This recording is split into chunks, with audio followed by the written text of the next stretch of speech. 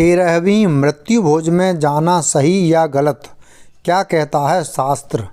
मृत्यु के बाद परिजनों द्वारा मृत्यु भोज आयोजित किया जाता है। अब सवाल यह आता है कि क्या किसी की 13वीं में जाकर भोजन ग्रहण करना उचित है। संसार में जन्म लेने वाले हर एक व्यक्ति की मृत्यु निश्चित है। इंसान की मृत्यु के बाद परिजनों द्वारा मृत्यु भोज या 13वीं का आयोजन किया जाता है।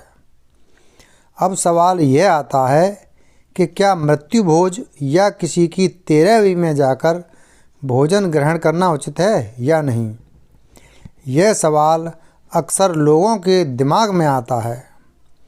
कुछ लोगों को इससे कोई दिक्कत नहीं होती, वहीं कुछ ऐसे भी होते हैं जो किसी की 13वीं में जाकर खाना खाने की बात को पसंद नहीं करते हैं। हिंदू धर्म में मुख्य 16 संस्कार बनाए गए हैं। इनमें सबसे पहला संस्कार गर्भाधान है और अंतिम व 16वां संस्कार अंत्येष्टि है। यानी कि इन 16 संस्कारों के बाद कोई 17वां संस्कार है ही नहीं।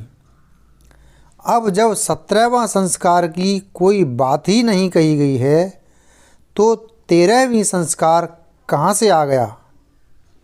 आज हम आपको महाभारत में मृत्यु भोज से जुड़ी हुई एक कहानी के बारे में बताएंगे, जिससे आपको एक हद तक समझ में आ जाएगा कि क्या वाकई में मृत्यु भोज में जाना उचित है या नहीं।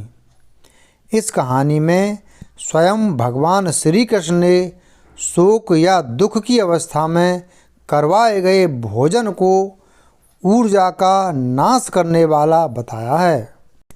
इस कहानी के अनुसार महाभारत का युद्ध शुरू होने ही वाला था। भगवान श्री कृष्ण ने दुर्योधन के घर जाकर संधि करने का आग्रह किया। उन्होंने दुर्योधन के सामने युद्ध न करने का प्रस्ताव रखा। हालांकि दुर्योधन ने श्री कृष्ण की एक ना सुनी। दुर्योधन ने संधि करने के आग्रह को ठुकरा दिया, जिससे श्री कृष्ण को काफ़ी कष्ट हुआ। वह वहाँ से निकल गए। जाते समय दुर्योधन ने श्री कृष्ण से भोजन ग्रहण कर जाने को कहा। इस पर श्री कृष्ण ने कहा कि संप्रीत भोज्यानि आपदा भोज्यानि वा पुनः, अर्थात हे दुर्योधन, जब खिलाने वाले का मन प्रसन्न हो, खाने वाले का मन प्रसन्न हो, तभी भोजन ग्रहण करना चाहिए। इसके विपरीत जब खिलाने वाले एवं खाने वाले के मन में पीड़ा हो, वेदना हो, तो ऐसी स्थिति में कदापि भोजन ग्रहण नहीं करना चाहिए। महाभारत की इस कहानी को बाद में मृत्यु भोज से जोड़ा गया, जिसके अनुसार अपने किसी परिजन की मृत्यु के बाद मन में अथाह पीड़ा होती है। परिवार के सदस्यों के मन में उस दौरान बहुत दुख होता है। जाहिर सी बात है कि ऐसे में कोई भी प्रसन्नचित्त अवस्था में भोज का आयोजन नहीं कर सकता। वहीं दूसरी ओर मृत्यु भोज में आमंत्रित लोग भी प्रसन्नचित्त होकर भोज में शामिल नहीं होते। ऐसा कहा गया कि इससे ऊर्जा का विनाश होता है।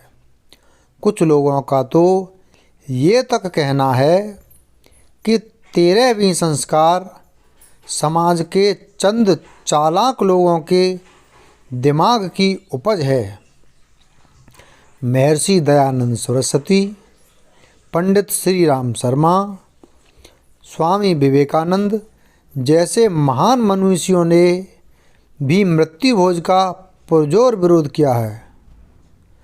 किसी व्यक्ति की मृत्यु पर लजीज व्यंजनों को खाकर शोक मनाने को किसी ढोंग से कम नहीं माना गया है।